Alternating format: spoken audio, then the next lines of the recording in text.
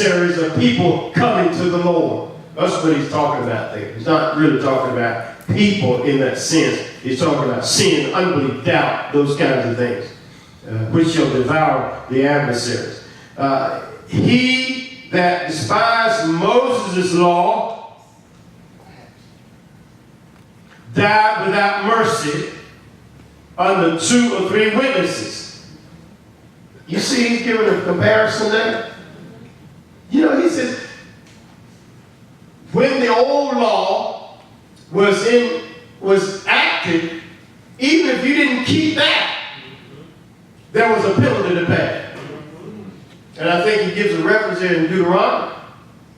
If there are certain laws you didn't keep in the Old Testament, they would stone you. All they needed was 2 witnesses to say you didn't do it right, or you brought a wrong sacrifice, or you did this or did that. You can read it for yourself. I don't quite, we don't necessarily need to go there, but that's what he's talking about, Deuteronomy 32, I believe it is. He says, even in Moses' law, if you didn't do what you're supposed to do, they stone you with just 2 witnesses, not one. Had to take 2, and you would be stoned. That's what he's talking about there. He says, he that despised, set aside, rebelled against Moses' law died without mercy under 2 or 3 witnesses. Of how much sorer or worse punishment, suppose ye, shall he be thought worthy? 3 things. Who hath trodden under the foot of the Son of God. Going back to Judaism. Going back to the old way. Willful. Intentional. You've got the knowledge. You've heard the truth. But for some reason, you are willfully, intentionally trying to go back. And when you do that, one, it's like trampling on Jesus. It's like walking on the Son of God. That's what you do. It's like him laying in the floor and you just walking on it. 2, he says, it's like trampling under your foot the Son of God, and have counted the blood of the covenant wherein he was sanctified an unholy thing. 2, you're treating the blood of Jesus just like a common thing.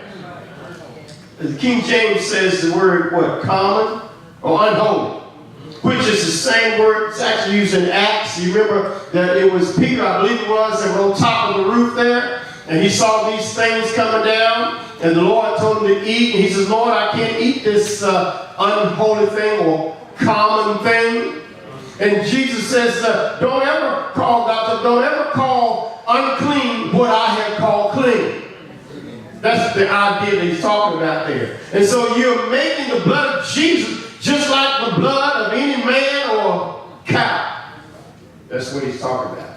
You're treating his blood as unholy when you do that, when you go back. And you hear people that was a Christian in the church, serving the Lord as a Christian, and now they go back into Mormonism, Jehovah's Witness. How do they do that? And that's what he's saying there. When you leave the truth, the superiority of Jesus and his shed blood, when you leave that, you're trampling, you're walking on Jesus, you're treating his blood as unholy. You shouldn't do that. That's what you're doing when you go back. Thirdly, I think there's one more. And have done despite unto the Spirit of grace. There it is. I think in your margin you might say, you insult the Holy Spirit. Because the Holy Spirit is the only agent that can save you.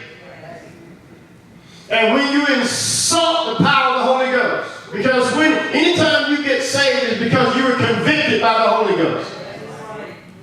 No man cometh to the Father except he be drawn. And the Holy Spirit comes and he knocks on that door. Amen. I know what I'm talking about. He knocks on that door, and most of us just put it off. Put it off. Come and knock again. That's why it says today be saved. Because tomorrow is not promised to you. And I feel like here in this passage here, are we going to say he's talking about people who were bona fide, saved people, or people who were pretenders?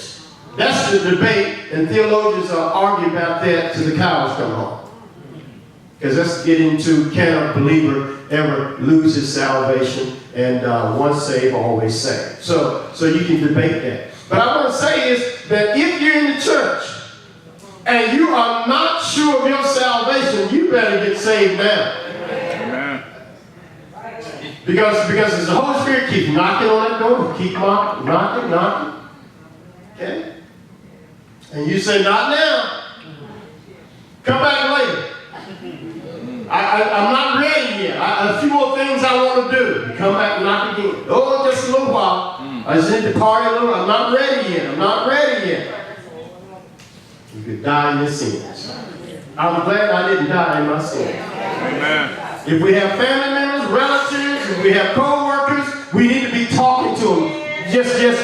We need to be living in front of them and talking to them. Because the Holy Spirit is knocking. He's knocking. And then it says, not now.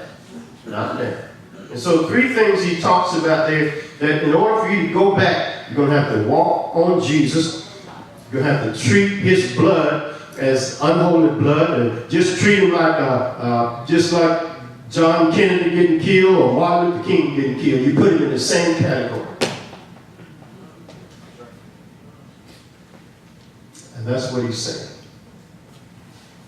How much sorer, worse punishment, suppose ye he be thought worthy, who trampled under the foot the Son of God, and has counted the blood of the covenant wherein he was sanctified an unholy thing, and has insulted, my word there, insulted the Spirit of grace.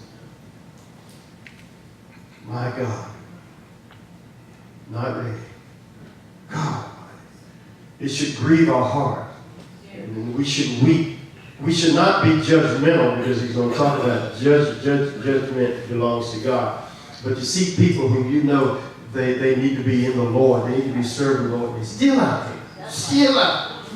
Holding on. But you know, we've been there too. Don't ever get so holy, high up. They need to go to hell. Don't ever go there. Because such were some of us. But we have been washed and cleansed. But you see people. And I'm not calling any name here, but not too long ago I saw a person who was just, I went to the hospital and visited them. And I could hardly recognize the person. And it broke my heart. Who was once here among us. I said, God, first examine my own heart. What did I do? Commission, and omission in my own heart. Still out there.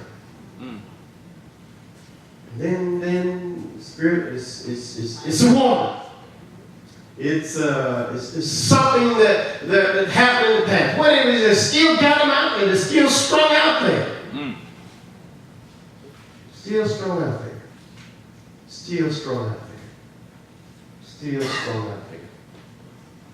This broke my heart. He says, 30, for we know him that has said, vengeance belongeth unto me. I will repay, said the Lord. And again, the Lord shall judge his people. That's not for us to do. There is a time to let go, pull back, but don't ever stop praying for a person. Amen. And just say, to be damned with it and let them go. Don't do that. Because somebody prayed for us. Yes. Because Lord knows I was out there. And such were some of you. We were staunchly out there, entrenched in sin. Amen? Amen. Wide open. But I'm so glad. So glad. I'm telling you, the Lord dried some stuff up in my life. I'm glad He did. I'm glad He did. Everything I touched just dried up, turned sour. Ran into brick walls here, brick walls there. Still trying to fight. Yes. My testimony is, I was out there trying to start businesses and doing this, selling everything. I was determined to be a salesman. I was going to make me some money. And boy, everything just dried up. And I said, I'm going to try this. Amen. I went from selling jeans to carpet cleaning. I had a big carpet cleaning machine.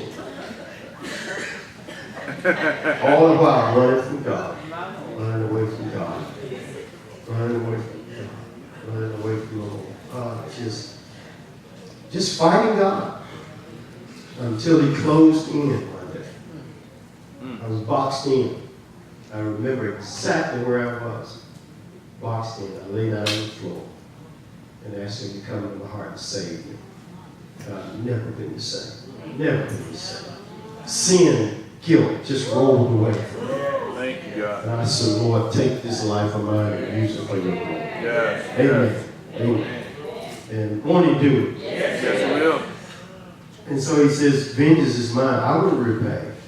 And again, shall the Lord judge His people. 31. It is a fearful thing to fall into the hands of a living God. That's Psalm 135, if you want to study that out. But call to remembrance the former days in which after ye were illuminated, ye endured a great fight of affliction. He's telling these Jewish Christians who were under much persecution, contemplating perhaps going back. A cousin or uncle telling them, you need to come on back. This is too much. They've lost their economical status. They've been persecuted. Some of the family members have disavowed them and so forth. They're telling them to come back. And Paul says, look, he's trying to tell them, look where He's brought you from. Call to remembrance the former days in which after ye were illuminated, after your eyes were opened, you endured a great fight of affliction. Jesus didn't tell us it would be easy. Because in Matthew 10 and 34, I come not to send peace, but a sword. He says, when you make up in your mind to follow me, it doesn't mean that everybody's going to rubber stamp you and walk with you. You're going to have to fight sometime. And you're going to have to tell even some of your family members, my mind is made up, my heart is fixed, my mind is made up. Because they're going to look at you straight. And some of your buddies, your running buddies, and the one you used to drink with, and you had the beer and the wine with, you're going to have to tell them no. And then they're going to, if you just feel sorry for them, well, they're my friends and I don't want to hurt their feelings. At some point, you're going to have to take a stand. They may not like you. After a while, you'll be glad that you broke loose from them. And that's why a lot of people can't break loose. They don't want to hurt their buddies. That's my friend, And so you're trying to straddle the fence, and you can't do that. Let's see if I can finish this verse here. That's what he's saying. Look, you're fighting a good fight of faith. Stay with it. Stay with it. Why would you fight thus far and never give up? You've been through all this hell, now you're going to throw it all in? The devil is a lie. Sure is. I've come too far to turn around now. You see. You can't make everybody like you and serve God too. That's right. You see. Early this morning, the Lord told me to write this. You can't please everybody. But God will help you to please the right one. As long as you please the right one, don't worry about the others. You can't please everybody. And so you're going to miss out with God, and you're going to miss out the best that God has for you by trying to please too many people. Are you still with me? Yes. Because if you live in this life, be frank with it, saved or unsaved, but you can say, there's some folks going to turn crossways with you.